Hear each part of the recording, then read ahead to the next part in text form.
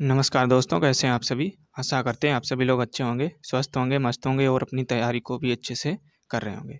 तो हम लोग यहाँ से 25 क्वेश्चन करते हैं जो कि साइंस के आपके प्रीवियस ईयर क्वेश्चन है और मोस्ट इम्पोर्टेंट जो कि रेलवे के एग्ज़ाम के ही पूछे हुए हैं। और यही क्वेश्चन है जो आने वाले एग्ज़ाम में भी आपको डायरेक्टली देखने को मिलेंगे। तो वीडियो अच्छा लगे तो लाइक ज़रूर करना और चैनल पर नए आए हो तो चैनल को भी सब्सक्राइब कर लेना। तो यहाँ से हम बढ़ेंगे हम लोग आगे क्वेश्चन। तो आज का क्वेश्चन नंबर हो जाएगा हमारा 76 नंबर कि अणु शब्द किसने प्रतिपादित किया था। तो ये किया था आपके डेमोक्रिट्स के द्वारा। ऑप्शन यहाँ पे वी करेक्ट हो जाएगा। तो किसी पदार्थ के वे सूक्ष्मतम कण जो स्वतंत्र अवस्था में रह सकते हैं तथा जिनमें उस पदार्थ के सभी गुण उपस्थित होते हैं अणु कहलाते हैं। और अणु शब्द को क्रिटस ने प्रतिपादित किया था। तो ये आपको वैज्ञानिक हो जाएंगे। बढ़ेंगे हम लोग अगले प्रश्न की ओर। अगला प्रश्न आपका हो जाएगा कि एक डैश किसको मीन्स यहाँ पे खाली स्थान दिया गया है कि एक को किसी के हिस्से या एक यौगिक के उस अंश के रूप में परिभाषित किया जा सकता है जो स्वतंत्र अस्तित्व में सक्षम है और उस तत्व के सभी गुणों को दिखाता है। तो ये जो तीन आपके खाली स्थान दिए गए हैं यहाँ पे क्या भरना है। तो ये आपका हो जाएगा कि एक अणु को किसी तत्व के हिस्से या एक यौगिक के उस सबसे छोटे अंश के रूप में परिभाषित किया जा सकता है। तो यहाँ पे ऑप्शन ए आपका करेक्ट हो जाएगा। तो ये तीन आपके वर्ड भरे जाएंगे। तो क्वेश्चन आप देख सकते हैं यहाँ पे आपके रेलवे के द्वारा ये क्वेश्चन पूछे हुए हैं। और एक अणु को किसी तत्व के हिस्से या एक यौगिक के उस सबसे छोटे अंश के रूप में परिभाषित किया जा सकता है जो स्वतंत्र अस्तित्व में सक्षम है और उस तत्व के सभी गुणों को दिखाता है। अणु में कोई आवेश नहीं होता है। तो ये आपका इम्पोर्टेंट फैक्ट है। और अणु के संकल्पना ठोस, द्रव और गैस के लिए अलग अलग हो सकती है। तो ये आपके इम्पोर्टेंट फैक्ट हैं जिनको आपको नोट डाउन करते रहना। बढ़ेंगे हम लोग अगले प्रश्न की ओर। अगला प्रश्न आपका हो जाएगा कि CaOH का होल्ट-Y के अणु में कितने परमाणु होते हैं। तो इसमें आपके मौजूद होते हैं 5। ऑप्शन यहाँ पे सी करेक्ट हो जाएगा। तो सबसे पहले यही आपको कमेंट बॉक्स में कमेंट करके बताना है इसका आपका रासायनिक नाम क्या होता है। तो यहाँ पे आप देख सकते हैं इस प्रकार इसके इंपॉर्टेंट फैक्ट हो जाएंगे। बढ़ेंगे हम लोग सीधे अगले प्रश्न की ओर। अगला प्रश्न आपका हो जाएगा कि CO2 में C और O2 यानी मीन्स कार्बन और ऑक्सीजन द्रव्यमान द्वारा अनुपात यहाँ पे बताना है आपको कितना होता है। तो इसको हम लोग भी कई बार डिस्कस कर चुके हैं। ये होता है आपका 3:8। तो ऑप्शन यहाँ पे ए करेक्ट हो जाएगा। तो क्वेश्चन आपका ग्रुप डी में पूछा गया था। तो इस प्रकार इन्होंने निकाला है, इसको भी आप पढ़ लेना। बढ़ेंगे सीधे हम लोग अगले प्रश्न की ओर। अगला हो जाएगा कि अणु का गठन करने वाले परमाणुओं की संख्या को क्या कहते हैं। तो इसे हम लोग कहते हैं परमाणविकता। ऑप्शन यहाँ पे डी करेक्ट हो जाएगा। तो क्वेश्चन आपका एलपीएन टेक्नीशियन में भी इस चैप्टर से आपके पूछे हुए क्वेश्चन है। तो इसीलिए ये आपका इंपॉर्टेंट चैप्टर हो जाएगा। तो इसके इंपॉर्टेंट फैक्ट आप देख सकते हैं कि अणु का गठन करने वाले परमाणु की संख्या को ही हम लोग कहते हैं परमाणविकता। तो ये आपके हो जाएंगे इसके इंपॉर्टेंट फैक्ट। बढ़ेंगे सीधे अगले प्रश्न की ओर। तो अब बढ़ेंगे हम लोग एक नए चैप्टर की ओर जिसका नाम हो जाएगा मोल संकल्पना या एवोगैड्रो संख्या। तो एवोगैड्रो संख्या या मोल संरचना क्या होती है और यहाँ से किस प्रकार क्वेश्चन आपके एग्जाम में बने हुए हैं उनको भी हम लोग यहाँ से डिस्कस करेंगे। जैसे आपका 81 नंबर क्वेश्चन हो जाएगा कि कार्बन और हाइड्रोजन के परमाणु द्रव्यमान क्रमशः होते हैं। तो ये होते हैं आपके 12 और 1। तो यहाँ पे ये आपके हो जाएंगे। तो इसको हम लोग किससे प्रेजेंट करते हैं, म्यू। ये आपका चिन्ह किसका होता है, म्यू का होता है। तो ये भी आपको चिन्ह याद रखना है। और लेटेस्ट पैटर्न पे आपके इस क्वेश्चन इस पेपर से यहाँ से पूछे हुए हैं।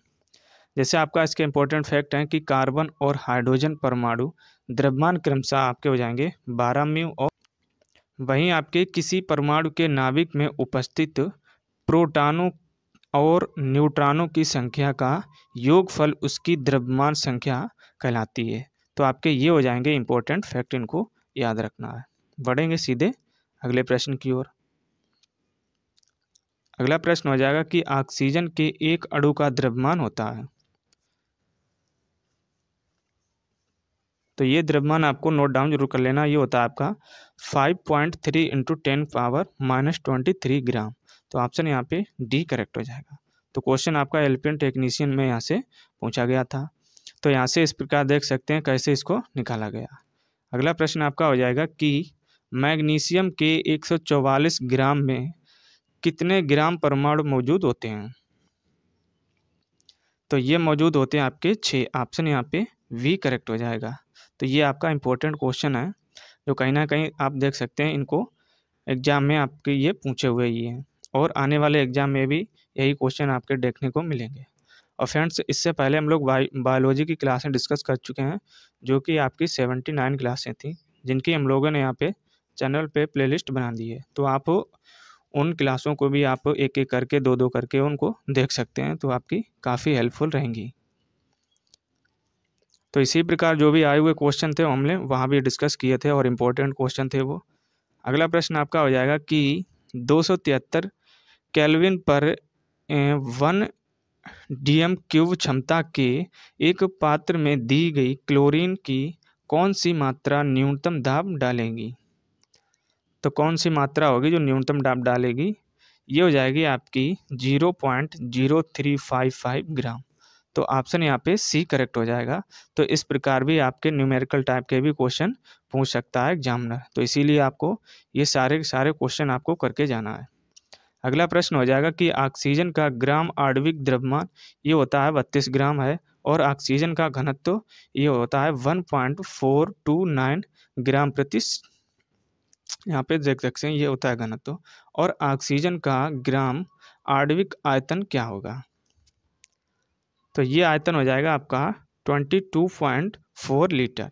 तो ऑप्शन यहाँ पे ए करेक्ट हो जाएगा। और इसको कैसे निकाला गया है तो यहाँ पे इसको देख सकते हैं, और ये आपका फार्मूला है, ये इम्पोर्टेंट हो जाएगा कि आयतन बराबर होता है द्रव्यमान बटे घनत्व। तो इस फार्मूले से आप इसको इजीली निकाल सकते हैं। बढ़ेंगे हम लोग अगले प्रश्न की ओर। अगला प्रश्न आपका हो जाएगा कि निम्नलिखित में से किसका द्रव्यमान सबसे अधिक होता है। तो ये होता है आपका अमोनिया के 0.1 मोल का। तो ऑप्शन यहाँ पे डी करेक्ट हो जाएगा। और ये फ्रेंड्स आपका किसका फार्मूला आता है, अमोनिया का। तो इसको भी आप नोट डाउन कर लेना। और इसको किस प्रकार निकाला गया इसके आप इम्पोर्टेंट फैक्ट में इसको देख सकते हैं। अगला प्रश्न आपका हो जाएगा कि कार्बन का परमाणु द्रव्यमान 12 है और कार्बन के 24 ग्राम में अणुओं की संख्या होगी। तो ये संख्या होगी आपकी 2। यहाँ पे ऑप्शन ए करेक्ट हो जाएगा। तो ये आपके इम्पोर्टेंट क्वेश्चन है और कैसे यहाँ पे निकाली जाती है, तो ये आपका फार्मूला यूज करके इसको यहाँ से निकाल सकते हैं। बढ़ेंगे सीधे अगले प्रश्न की ओर। अगला प्रश्न आपका हो जाएगा कि SO2 के 0.6 अणु में सल्फर के कितने परमाणु मौजूद होते हैं। तो ये मौजूद होते हैं आपके 3.613 इंटू 10⁻23। तो ऑप्शन यहाँ पे डी करेक्ट हो जाएगा। और फ्रेंड्स, ये क्वेश्चन है जो डायरेक्टली आपके एग्जाम में देखने को मिलेंगे, क्योंकि इनका आप कोई भी आपको डाटा चेंज नहीं कर सकते हैं। तो इसीलिए आपको इनको नोट डाउन जरूर कर देना है और रट्टा भी मान लेना है। इनमें आपका एग्जामिनर कोई भी छेड़छाड़ नहीं कर सकता, क्योंकि ये डाटा आपका एग्जैक्ट है। तो इसीलिए ये सेम टू सेम यही पूछे जाते हैं। अगला प्रश्न आपका हो जाएगा कि PbO plus HCl arrow PbCl2 plus H2O समीकरण पर ध्यान दें। तो ये समीकरण आपकी दी गई है कि उक्त समीकरण के संतुलन हेतु HCl के कितने मोल्स की आवश्यकता होती है। तो यहाँ पे कितने मोल्स की आवश्यकता होगी, सबसे पहले यही आपको याद रखना, ये किसका फार्मूला होता है, ये होता है आपका हाइड्रोक्लोरिक अम्ल का। तो HCl के ये हो जाएंगे मोल 2। तो ऑप्शन यहाँ पे ए करेक्ट हो जाएगा। तो 2 मोल के आवश्यकता पड़ेगी यहाँ पे। तो किसी भी संतुलित रासायनिक समीकरण में अभिकर्मक और उत्पादक में दोनों ओर सभी यौगिकों के मोलों की संख्या समान होनी चाहिए, और उस रासायनिक समीकरण में उत्पाद में 2H में से आपके 2 हाइड्रोजन और 2 Cl अधिक हैं, अतः अभिकर्मक में भी 2 हाइड्रोजन और 2 क्लोरीन होना चाहिए। तो इस प्रकार यहाँ पे संतुलन कर सकते हैं। बढ़ेंगे हम लोग अगले प्रश्न की ओर। अगला हो जाएगा कि ऑक्सीजन के 0.3 मोल का द्रव्यमान होता है। तो ये द्रव्यमान हो जाएगा आपका 9.6 ग्राम यहाँ पे। तो ऑप्शन यहाँ पे वी करेक्ट हो जाएगा। तो किस प्रकार इन्होंने निकाला यहाँ से आप देख सकते हैं। तो सबसे पहले ये याद रखना कि ऑक्सीजन के 1 मोल का परमाणु द्रव्यमान ये होता है आपका 16 ग्राम, और एक का इतना होता है, और होते हैं आपके कितने, तो 2 होते हैं। तो इसीलिए यहाँ पे पूछा गया कि 2 के तो इतने होते हैं, लेकिन आपका पूछा है 0.3 मोल में कितना होगा। तो यहाँ पे इसका मल्टीप्लाई कर देंगे, इस प्रकार यहाँ से आ जाएगा। बढ़ेंगे हम लोग अगले प्रश्न की ओर। अगला हो जाएगा कि 90 ग्राम पानी में मौजूद मोल की संख्या होगी। तो ये संख्या आपकी हो जाएगी 5। ऑप्शन यहाँ पे ए करेक्ट हो जाएगा। तो इन्होंने किस फार्मूले से यूज़ करके इसको निकाला है, तो ये हो जाएगा आपकी मोलों की संख्या बराबर ग्राम में भार और अणु भार। तो यहाँ पे इसका यूज़ करके इन्होंने मोल की संख्या यहाँ पे निकाली है। तो इस प्रकार ये आपका एग्जैक्ट डाटा है और मोस्ट इम्पोर्टेंट क्वेश्चन है, जो यही बार बार आपके रिपीट होते रहते हैं विथ फैक्ट के साथ। बढ़ेंगे सीधे हम लोग अगले प्रश्न की ओर। अगला प्रश्न आपका हो जाएगा कि कार्बन डाइऑक्साइड के 1 मोल में होते हैं।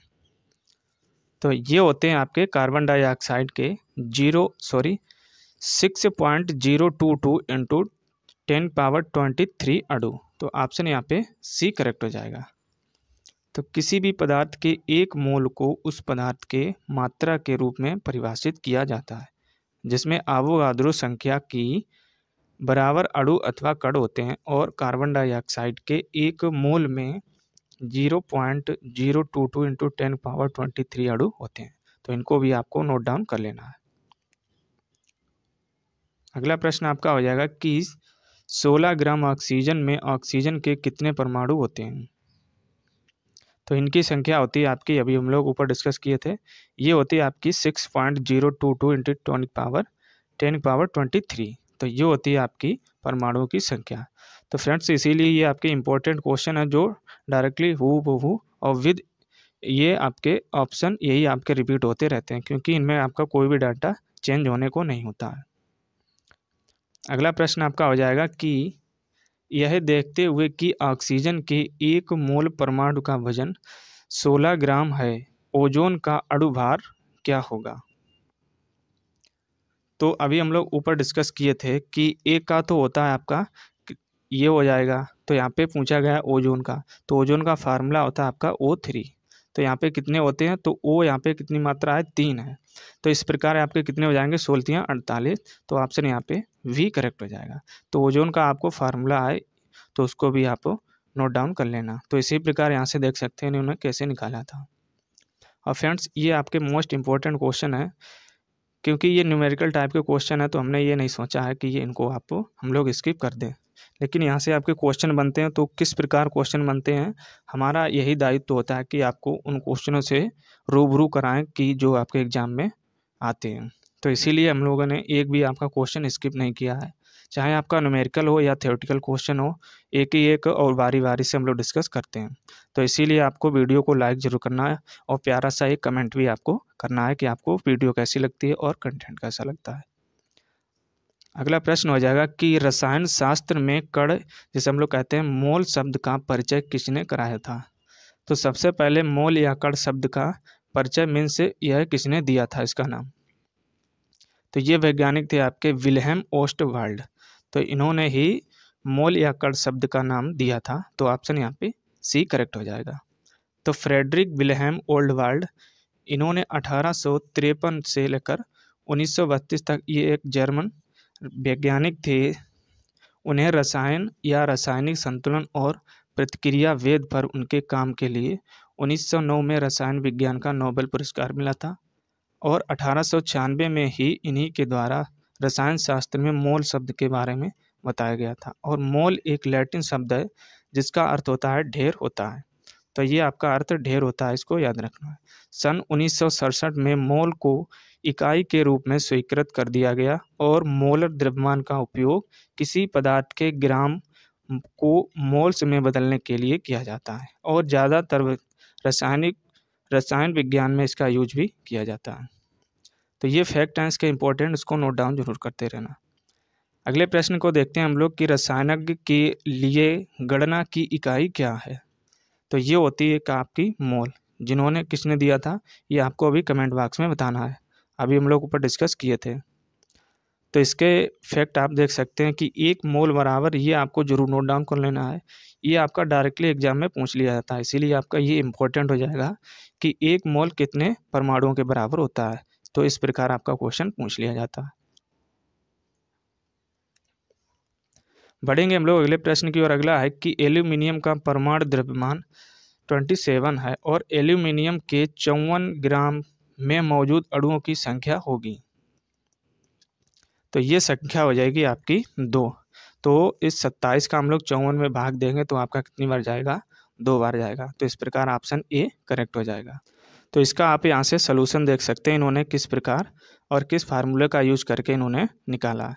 तो ऑप्शन आपका 2 मोल यहाँ पे दिया गया था ए, जो कि आपका करेक्ट हो जाएगा। बढ़ेंगे सीधे हम लोग अगले प्रश्न की ओर। अगला भी आपका मोस्ट इंपॉर्टेंट हो जाएगा कि मोल की सही परिभाषा निम्न में से कौन सी है।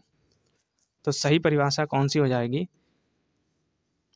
तो ऑप्शन यहाँ पे ए हो जाएगा कि यह पदार्थ के ग्राम परमाणु द्रव्यमान के बराबर होता है। तो ये आपका सही हो जाएगी ये परिभाषा। और ऑप्शन बी है कि इसमें दिए हुए पदार्थ के 6.022 × 10⁻20 परमाणु होते हैं। तो ये आपका गलत हो जाएगा। यहाँ पे 20 नहीं होता है, 23 होता है यहाँ पे ये। तो 23 होता है ना कि 20। तो ये आपका गलत हो जाएगा। ऑप्शन सी है कि यह पदार्थ के ग्राम आणविक भार के बराबर होता है। तो ये भी आपका सही हो जाएगा। ऑप्शन डी है कि इसमें दिए हुए पदार्थ के 6.022 × 10⁻23 अणु होते हैं। हाँ, तो ये भी सही हो जाएगा। तो ऑप्शन यहाँ पे ए सी डी, तो ऑप्शन ए करेक्ट यहाँ पे हो जाएगा। तो इस प्रकार देख सकते हैं कि इसको आपका क्वेश्चन और ऑप्शन में भी इस डाटा को पूछ लिया जाता है। तो इसीलिए आपको ये नोट डाउन जरूर कर लेना। तो इसके आपके इंपॉर्टेंट फैक्ट हो जाएंगे कि किसी भी पदार्थ की वह मात्रा जिसमें उतनी ही मूल इकाई है जितने की कार्बन, जिसका परमाणु क्रमांक होता है 12 के 12 ग्राम के परमाणुओं में होते हैं। तो इसे हम लोग कहते हैं मोल। तो इस प्रकार इसके इंपॉर्टेंट ये फैक्ट हो जाएंगे। बढ़ेंगे हम लोग अगले प्रश्न की ओर। अगला प्रश्न हो जाएगा कि नाइट्रोजन गैस के 0.5 मोल के द्रव्यमान की गणना करें। तो आपको पता होता है कि 1.1 मोल की मात्रा कितनी होती है और हमें पूछा गया 0.5 की। तो इस प्रकार निकालेंगे जब, तो ये आ जाएगी 14 ग्राम। ऑप्शन यहाँ पे ए करेक्ट हो जाएगा। तो यदि आपको 1 मोल का द्रव्यमान यदि आपको पता है तो आप चाहे जितने का पूछा जाए तो आप इजीली उसको निकाल सकते हैं। और इन्होंने किस प्रकार निकाला, इनका सलूशन आप देख सकते हैं। बढ़ेंगे हम लोग आज के लास्ट क्वेश्चन की ओर। आज का लास्ट क्वेश्चन हो जाएगा कि किसी भी पदार्थ के 1 मोल में मौजूद कणों की संख्या होती है। तो अभी हम लोग ऊपर बताए थे कि उस डाटा को आपका पूछ लेता है एग्जामिनर, लेकिन आपका आज का लास्ट क्वेश्चन जस्ट उसी पे आ गया। तो इसीलिए हम लोग कहते हैं कि जो भी आपके इंपॉर्टेंट फैक्ट होते हैं उनको आप नोट डाउन जरूर कर लिया करें, क्योंकि यही फैक्ट यहाँ पे आपको वन लाइनर में दिखते हैं, लेकिन जब एग्जाम में बैठे होगे तब यही आपका एक क्वेश्चन का रूप ले लेती है ये एक लाइन। तो इसीलिए आपको कोई भी क्वेश्चन स्किप नहीं करना है, ना तो कोई फैक्ट स्किप करना है। तो इसका करेक्ट आंसर हो जाएगा ऑप्शन बी 6.022 × 10⁻23। तो इसीलिए हम लोग कहते हैं कि जो भी आपके इंपॉर्टेंट फैक्ट होते हैं उनको हम लोग डिस्कस करके चलते हैं। और फ्रेंड्स, इसी को हम लोग कहते हैं अवोगाद्रो संख्या। तो ये भी आपका इंपॉर्टेंट हो जाएगा, इसको नोट डाउन जरूर करते रहना। तो यहाँ से आज के कंप्लीट होते हैं 25 क्वेश्चन, जो कि मोस्ट इंपॉर्टेंट थे और न्यूमेरिकल टाइप के क्वेश्चन थे। तो केमिस्ट्री में किस प्रकार क्वेश्चन पूछे जाते हैं उन क्वेश्चनों को हम लोगों ने यहाँ से डिस्कस किया। तो हम चाहते हैं यहाँ पे इन क्वेश्चनों को स्किप कर सकते थे क्योंकि ये न्यूमेरिकल वाले क्वेश्चन थे, लेकिन ऐसा हमने नहीं किया, क्योंकि हमारा यही काम है कि आपको उन क्वेश्चनों से भी रूबरू कराना जो कि आपके एग्जाम में आते हैं। तो इसीलिए आप इन क्वेश्चनों को आइडिया लगा के और आगे की तैयारी कर सकते हैं। चलिए मिलेंगे हम लोग एक नेक्स्ट वीडियो में। वीडियो को लाइक और करें और सब्सक्राइब भी करें। चलिए, जय हिंद।